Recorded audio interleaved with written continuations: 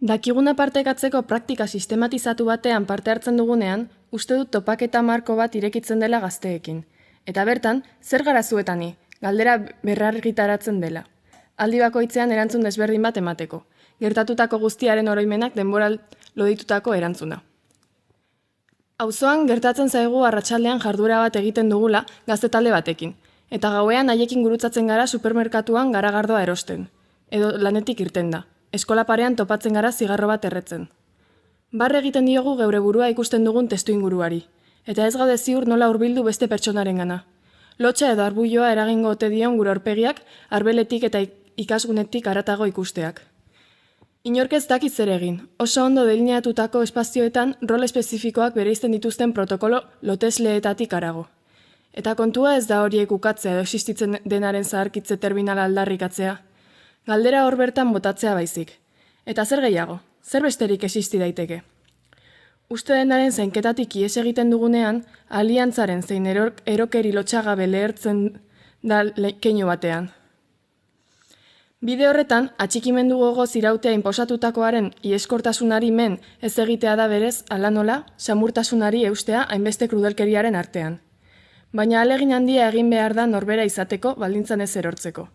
Eta zu eta bion artean horrek denboraren poderioz eskatzen duen aldarkortasunaz baliatzeko. Ahalegin handia egin behar da, halaber, zibilizazio erretorikaren praktika horiek etorkizun garatu batetik bereizteko. Beste fantasia politiko batzuk sortzeko. Irakaslean edo militatzean aldez aurretik zehaztutako etorkizun bat ez marraztera animatzea. Egiaztatzeko bereizketa horrek ez duela nahita ez eraginik gazteekiko topaketan, eraginkortasun izugarria izateko aukeran.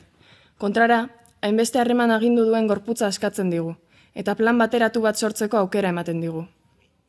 Zer gara zu eta biok orain?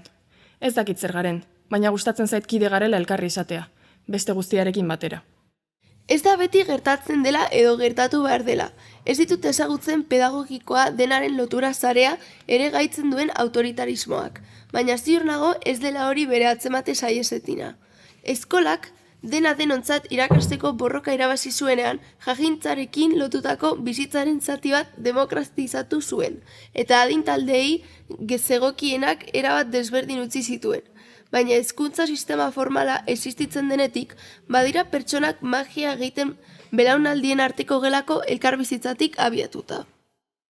Adina askotariko aliantzak, kidetasunaz eta okupatzen duten pedagogietaz.